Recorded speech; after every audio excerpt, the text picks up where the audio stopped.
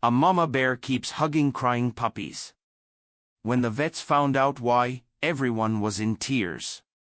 The morning mist hung low over the Cascade foothills as Dr. Claire Hollings pulled into the gravel parking lot of Timber Valley Wildlife Rescue Center. The chill of early autumn had settled into the Oregon forest, painting the landscape in hues of amber and gold. She had been the lead veterinarian at the center for nearly 12 years, but days like today still made her stomach knot with anticipation. The call had come in just after midnight. Forest rangers had found an injured black bear, a female, lying motionless near a stream bed. Claire stepped out of her truck, the familiar scent of pine and damp earth greeting her. The center was already buzzing with activity despite the early hour. Jenna Lee, her assistant of 3 years, met her at the door, clipboard in hand, her usually bright eyes clouded with concern. "They're bringing her in now," Jenna said, tucking a strand of auburn hair behind her ear. "Rangers say it's bad." Claire, leg caught in what looks like an illegal trap. "But that's not all, they found evidence of poaching nearby. They think she lost her entire litter." Claire felt her jaw tighten.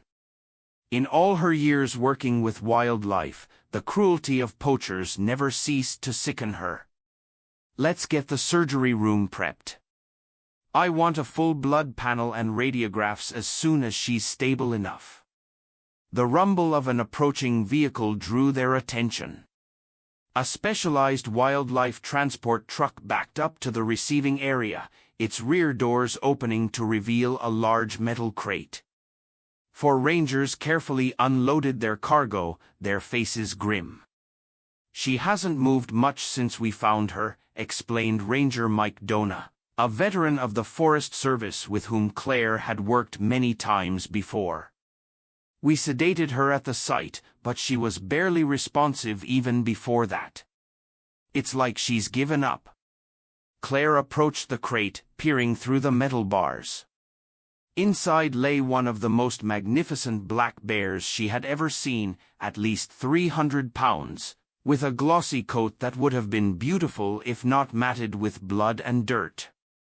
The bear's right hind leg was swollen and lacerated, the fur around it stained dark crimson. But it was the animal's eyes that caught Claire's attention, half open, unfocused, revealing a hollowness that transcended physical pain. "Let's move her to the examination room," Claire instructed, her voice steady despite the ache in her chest. As the team carefully transferred the bear to an examination table, something fell from between her massive paws, a small tattered object. Claire picked it up, a child's chew toy, caked with dried blood. She felt her throat tighten. "She was carrying this?" she asked. Mike the ranger nodded solemnly. "Found her clutching it. We think it belonged to one of her cubs." For the next several hours, Claire and her team worked tirelessly.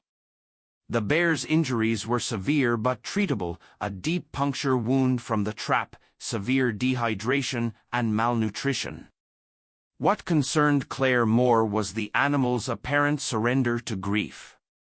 Even under sedation, most bears maintained a certain tension, a wildness that never fully yielded to human intervention. This bear had none of that fight left. "We'll call her Matra," Claire decided as they finished bandaging the leg. The name had come to her suddenly, from a documentary she'd once watched about mother bears in Eastern Europe. It seemed fitting. Over the next few days, Matra remained largely unresponsive. She lay in her enclosure, barely touching the food left for her, her eyes fixed on some distant point no human could see. During one of her examinations, Claire discovered another wound on Matra's chest, an old scar, long healed but still visible beneath the fur. "This looks like a burn," she told Jenna, who was assisting her. "Probably from the Elk Ridge wildfire 3 years back. Remember how many animals we treated then?" You think she's the same bear that was spotted near Roseburg afterward? Jenna asked. The one people were complaining about getting into their garbage? Claire nodded slowly. It would explain a lot. The fire probably drove her closer to human settlements. Then she learned that human areas meant easy food. And eventually she got too comfortable around the wrong humans, Jenna finished, her voice bitter. The full picture of Matra's life began to take shape in Claire's mind. A bear who had survived natural disaster only to lose everything to human cruelty. No wonder she seemed broken. Beyond her physical wounds, Matra had become the embodiment of wilderness wounded by mankind. On the 5th day after Matra's arrival, another visitor came to Timber Valley. Claire was checking inventory in the medicine room when Jenna poked her head in. There's a girl at reception with a puppy, she said. Says she found him abandoned in the forest. Claire sighed. We don't take domestic animals, Jenna. Call the Pinewood Humane Society. I tried, Jenna interrupted. They're at capacity after that hoarding case last week. And Claire, the girl's pretty upset. She's just a teenager. Something in Jenna's voice made Claire set down her clipboard. Fine. I'll talk to her. At the reception desk stood a tall, lanky girl with a mess of dark curls pulled into a hasty ponytail.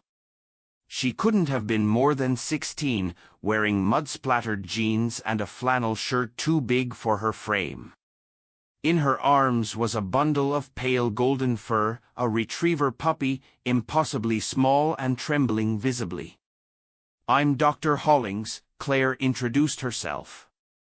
I understand you found this little one? The girl nodded, her brown eyes serious beyond her years. I'm Avery Brooks. I live up near Cooper Ridge with my dad. I was hiking yesterday when I heard whimpering coming from this old campsite. He was tied to a tree with barely enough rope to move. No food, no water. I couldn't just leave him. Claire gently took the puppy from Avery's arms. He was desperately thin, his ribs visible beneath his fur, but his coat was surprisingly clean. Someone had cared for him at some point. Around his neck was a frayed blue collar with a single tag that read "A Buddy." At least we know his name, Claire murmured, checking his gums and eyes. He's dehydrated, but doesn't seem injured. How long did you say you've had him? Just overnight. But there's something else. Avery hesitated. He's terrified of certain things. My dad was wearing an orange hunting vest when we got home, and Buddy just lost it, shaking, crying. Same thing when my dad raised his voice at the TV during the game. I think someone hurt him before they abandoned him. Claire felt a familiar anger rising within her, the same she'd felt upon seeing Matra's wounds. A puppy abandoned in the forest, showing signs of abuse. What was wrong with people? We're not really equipped for domestic animals, Claire explained gently, but I can keep him here for a few days, get him stabilized, and make some calls. There's a rescue group in Portland that might. A sudden commotion from the hallway interrupted her. Jenna appeared, her face flushed. Claire, you need to come now. It's Matra, she's moving. Instinctively, Claire clutched Buddy to her chest as she followed Jenna down the corridor toward the bear enclosures. As they passed Matra's cage, the previously motionless bear suddenly lifted her massive head, nostrils flaring. A deep rumbling growl emanated from her throat, causing everyone to freeze. Is she threatening us? Jenna whispered. Claire studied Matra's body language. The bear had pulled herself to a sitting position, eyes now fully alert and fixed, not on the humans, but on the puppy in Claire's arms. There was intensity in that gaze, but not aggression. It was something else entirely. "I don't think so," Claire said slowly. She took a cautious step closer to the enclosure. Matra's growl softened, becoming almost a purr. The bear shuffled forward on 3 legs, favoring her injured limb, until she reached the bars. There she sat, her dark eyes never leaving Buddy. On an impulse Claire couldn't fully explain, she crouched down and set the puppy on the floor near the enclosure, far enough from the bars to be safe, but close enough for Matra to see him clearly. Buddy, who had been trembling continuously, suddenly went still. He cocked his head, looking at the enormous creature before him with curiosity rather than fear. For a long moment, nothing happened. Then, to the astonishment of everyone watching, Matra lowered herself to the ground, stretching out alongside the barrier as close to Buddy as she could get. The puppy responded by taking a tentative step forward, then another, until he was just inches from the bars.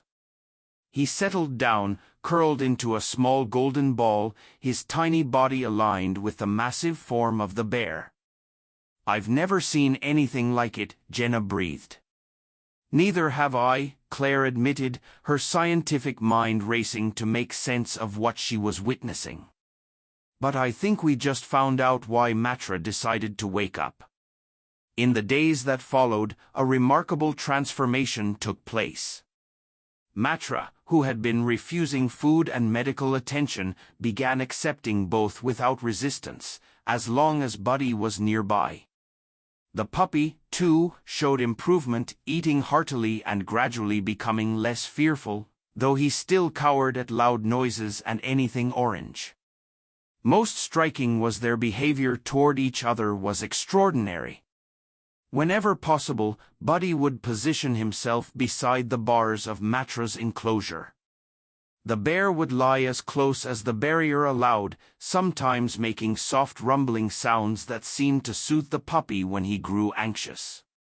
"It's a trauma bond," Claire explained to Dr. Howard Bell, the center's director, as they observed the unlikely pair one afternoon. Howard was a practical man in his 60s, more concerned with budgets and protocols than with the emotional lives of animals. He frowned as he watched Buddy pressing his small body against the bars, trying to get closer to Matra. "That's anthropomorphizing, Claire," he said dismissively. "The bear probably just smells milk on the puppy's breath. Maternal instinct, nothing more." "With respect, Howard, it's more than that," Claire insisted.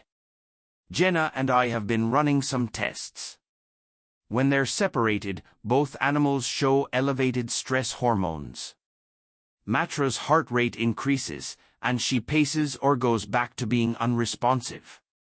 Buddy stops eating and vocalizes continuously. When they're together, even with the barrier between them, their vital signs stabilize."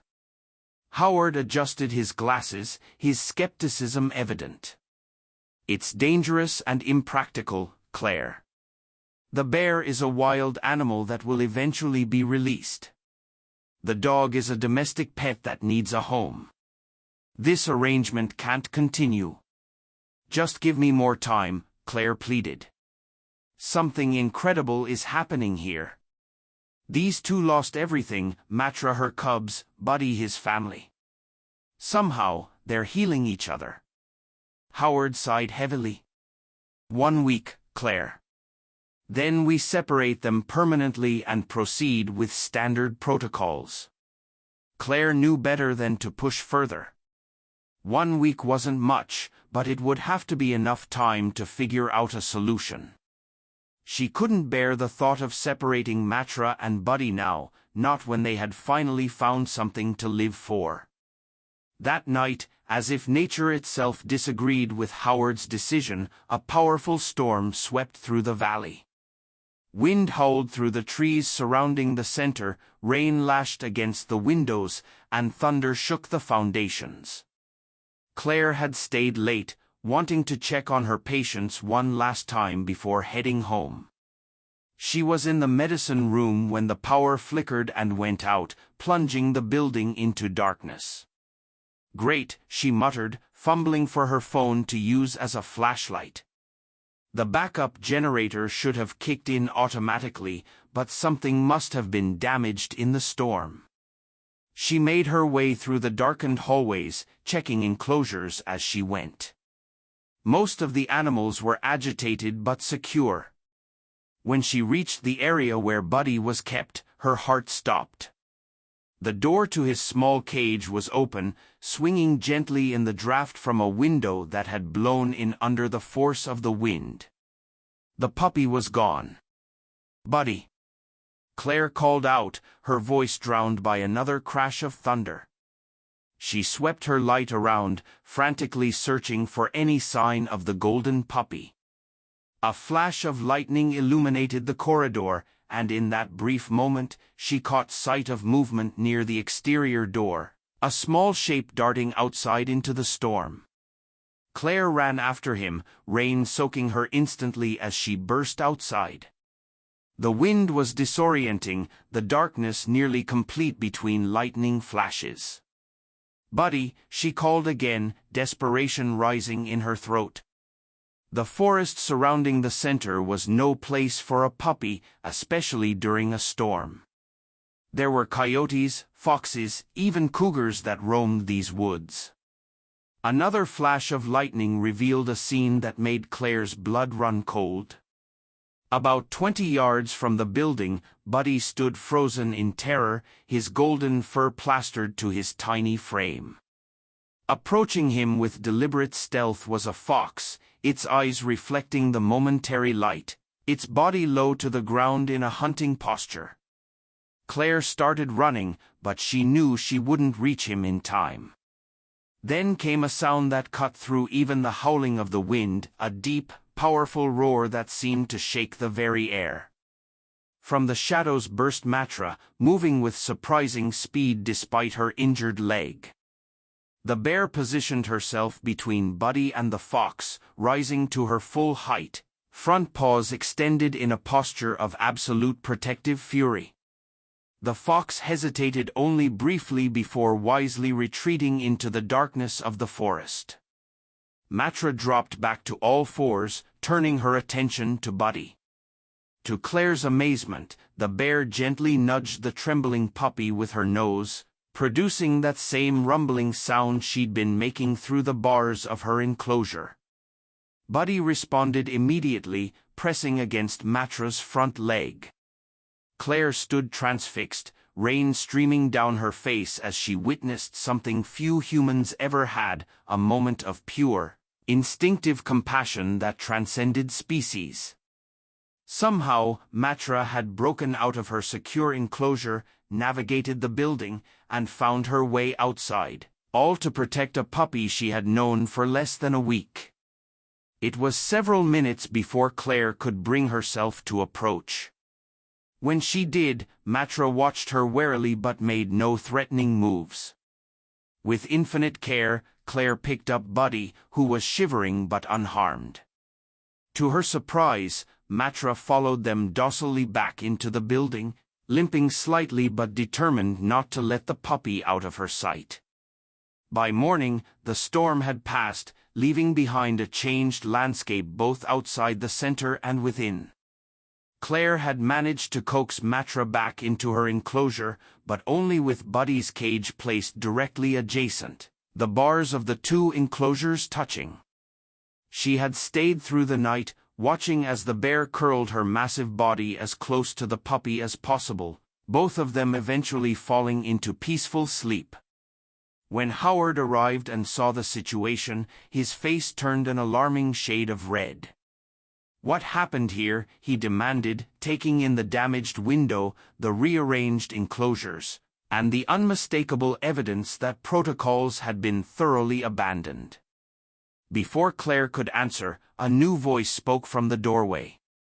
"I'd say what happened here is exactly what I've been hoping to see for 20 years in wildlife rehabilitation." Standing in the entrance was Lisa Maroro, founder and operator of the Sisters Wildlife Sanctuary. one of the most respected private wildlife facilities in the Pacific Northwest. Claire had called her at dawn, hoping against hope that Lisa might offer a solution that Howard couldn't refuse. Lisa moved into the room with the quiet confidence of someone who had spent a lifetime among wild creatures. In her early 60s, with silver hair and keen blue eyes, she commanded respect without demanding it. She approached Matra's enclosure slowly, observing how the bear positioned herself protectively near Buddy. "Claire told me about these two on the phone," Lisa said, her voice soft but carrying easily to Howard. "I had to see for myself. In 40 years of working with wildlife, I've encountered interspecies bonds before, but nothing quite like this." Howard cleared his throat uncomfortably. "Lisa, you know as well as I do that we can't base rehabilitation decisions on sentimentality. Both these animals need proper species-specific care." Lisa turned to face him, one eyebrow raised. "Is that what you think this is, sentimentality, Howard? What's happening here is a textbook case of mutual trauma recovery. These animals aren't just seeking comfort, they're actively healing each other." She gestured toward Matra. "That bear has a reason to live again. And that puppy has found safety after what was clearly an abusive situation. But what are we supposed to do with them?" Howard asked, exasperation evident in his voice. "We can't release a bear that's bonded with a dog. And we can't adopt out a dog that's attached to a bear." Lisa smiled, the expression warming her weathered face. "That's why I'm here. Sisters has just completed our new rehabilitation complex. We have the space and the resources to create something unique, two connected enclosures. Matra would have a forested space that mimics her natural habitat. Buddy would have a safe enclosed area designed for a domestic dog. Between them would be what I call a friendship window, a protected barrier that would allow them to see, smell, and even touch each other while keeping both safe." Claire felt hope blooming in her chest. "You'd really do that for them?" In a heartbeat, Lisa confirmed. "What we could learn from their relationship could revolutionize how we think about animal psychology and cross-species bonds. Plus," she added with a pointed look at Howard, "the publicity wouldn't hurt either of our funding situations." Howard looked from Lisa to Claire, then to the unlikely pair who were the subject of discussion. Buddy had awakened and was pressing his nose against the bars, tail wagging slightly as Matra made that distinctive rumbling sound. The bear's eyes, once vacant with grief, now held a clear purpose. "I'll need to see a formal proposal," Howard said finally, "and comprehensive safety protocols." Lisa grinned. "Already have them drafted. I figured you'd say that." As they left to discuss the details, Claire remained behind, watching Matra and Buddy. "You two changed everything, you know that," she said softly. "You refused to give up on each other, even when the whole world told you it was impossible." Buddy yipped softly, as if in agreement. Matra simply continued her gentle rumbling, eyes never leaving her improbable adopted cub. 2 weeks later, the transfer was ready. Lisa's team had worked around the clock to prepare the specialized enclosures at Sisters Wildlife Sanctuary's friendship window was a marvel of engineering, strong enough to contain a full-grown black bear but designed with small openings that would allow Buddy to receive the tactile comfort he clearly craved from Matra without compromising safety. On the morning of the move, Claire made a decision that raised eyebrows among the staff but felt undeniably right. Under careful supervision, with tranquilizer guns at the ready just in case, she allowed Matra and Buddy to share the same space for 10 minutes before transport, their first direct contact without barriers since the night of the storm. The entire center held its breath as the door between their enclosures was opened. Matra emerged first, moving with deliberate gentleness despite her massive size. Buddy showed no fear, trotting forward to meet her. The bear lowered her great head, sniffing the puppy thoroughly before delicately, almost reverently, licking his ear. Buddy responded by pressing against her, his entire body wiggling with joy. Then, in a moment that brought tears to more than one observer's eyes, the puppy curled up against Matra's belly, and the bear carefully positioned herself around him, forming a protective circle with her body. "I think we can put away the tranquilizers," Claire whispered to Jenna, who was filming the interaction. They just needed to be together. The journey to Sisters was uneventful, both animals traveling in separate but adjacent compartments in Lisa's specialized vehicle. Upon arrival, they were introduced to their new home, a sprawling enclosure divided into two distinct areas. On one side was a miniature forest complete with trees, rocks, and a small stream for Matra. On the other was a grassy space with toys, a dog house, and all the comforts a puppy could want. Between them ran the friendship window, a 10-foot section of reinforced mesh that allowed them to maintain their bond while respecting their different needs. In the months that followed, Claire visited often, watching with professional interest and personal joy as both animals thrived. Matra's leg healed completely, and she regained the glossy coat and clear eyes of a healthy bear. Buddy grew rapidly, his golden fur becoming rich and thick, his previously fearful demeanor replaced by playful confidence. Every evening, like clockwork, they would meet at the friendship window, Matra lying alongside it, Buddy pressing as much of himself against the mesh as possible, both finding comfort in their unconventional family. The story of Matra and Buddy spread, first locally, then nationally. Wildlife photographers and journalists flocked to Sisters to document the unusual bond. Lisa managed the attention skillfully, using it to educate the public about wildlife conservation and the devastating impact of poaching.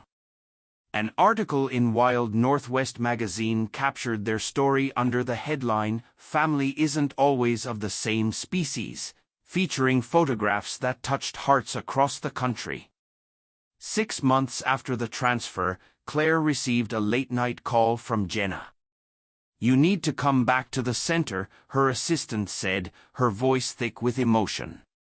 "There's something you should see." When Claire arrived, she found Jenna sitting alone near the now empty bear enclosure that had once housed Matra, her eyes red-rimmed, tissues clutched in her hand. "What's wrong?" Claire asked, alarmed. "Is it Matra? Buddy?" Jenna shook her head. "No, they're fine. It's my mom. Passed away yesterday. Cancer.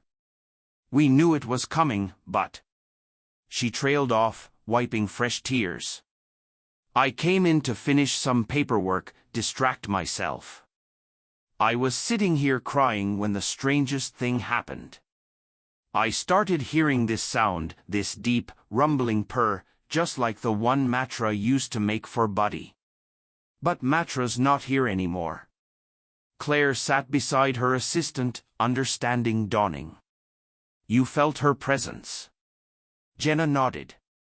"It sounds crazy, but it felt like she was here, trying to comfort me the way she comforted Buddy.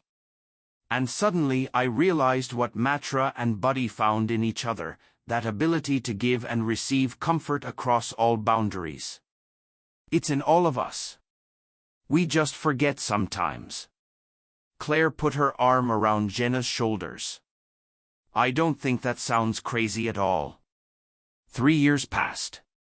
Buddy grew from a frightened puppy into a handsome adult dog, his golden coat gleaming in the sunlight that filtered through the trees surrounding his enclosure. Though Lisa had suggested several times that he might be ready for adoption into a traditional home, Claire always declined on his behalf, Buddy's home was with Matra, an arrangement that defied convention but worked perfectly for both of them. The bond between bear and dog never diminished; if anything, it deepened with time. Researchers came from universities across the country to observe their interactions, publishing papers on interspecies attachment and the neurochemistry of non-traditional bonds. Children wrote letters to Buddy and Matra, many of which Lisa read aloud to them during feeding times. The story of the bear and the dog became a favorite in schools throughout Oregon, teaching children about empathy, conservation, and the unexpected shapes love could take. One winter morning, Claire arrived at Sisters for her monthly visit to find Lisa waiting for her with an unusually solemn expression. "Buddy's slowing down," Lisa said without preamble. "Nothing serious yet, just the normal signs of age." But Matra's noticed. "She's been extra attentive lately." "Spending more time at the window?" Claire nodded, a bittersweet ache spreading through her chest. Golden retrievers typically live 10 to 12 years. Matra, barring illness or injury, could live twice that long in captivity. The day would come when their unusual family would face its greatest challenge. What will happen to her when? Claire couldn't finish the sentence. Lisa sighed heavily. "I don't know. We've discussed reintroduction to the wild, but after all this time in captivity, with her history of human interaction, it's unlikely she'd survive. And I'm not sure she'd want to leave the place where her memories of Buddy are." They walked together to the special enclosure where Matra and Buddy had lived for the past 3 years. The morning was crisp, a light dusting of snow covering the ground. Through the viewing window, they could see Matra lying alongside the friendship window, her dark fur contrasting sharply with the white snow. Buddy was there too, moving more stiffly than he once had, but still pressing himself against the mesh. His eyes closed in contentment as Matra made the rumbling sound that had become the soundtrack of their shared life. "I brought you something," Lisa said, leading Claire to her office. Leaning against the wall was a large canvas covered with a cloth. A local artist visited last month. "This is what she created." Lisa pulled away the cloth to reveal a stunning painting of Matra and Buddy, exactly as they had just seen them, lying on either side of the friendship window, snow gently covering their backs, absolute peace in their postures. The artist had captured something beyond the physical scene, a tangible sense of the connection between the two animals, the invisible thread that bound them across species and circumstance. Claire felt tears welling in her eyes as she turned to the canvas. Over on the back, written in flowing script, was a single line, "We don't choose family, but we can choose love." Standing there in the quiet sanctuary office, Claire thought of all the unlikely events that had brought Matra and Buddy together. A wildfire, a poaching incident, a storm, a frightened teenager finding an abandoned puppy. So much pain and loss, yet somehow resulting in this extraordinary bond that had touched countless lives. "You know," Lisa said softly, "in all my years working with wildlife, I've learned one thing for certain: nature always finds a way. Not just to survive, but to connect. What Matra and Buddy have, it's not an anomaly or a curiosity. It's a reminder of what's possible when we look past the boundaries we think are fixed." Claire nodded, watching through the window as the snow continued to fall gently on the unlikely family. "They chose each other," she said. "Against all odds, against all instinct, against everything that should have kept them apart, they chose love." In the enclosure, as if hearing her words, Matra lifted her massive head and looked directly at Claire, her dark eyes holding a wisdom no human could fully comprehend. Then she returned her attention to Buddy, continuing her gentle rumble of comfort and connection. A sound that bridged worlds and healed hearts, including her own.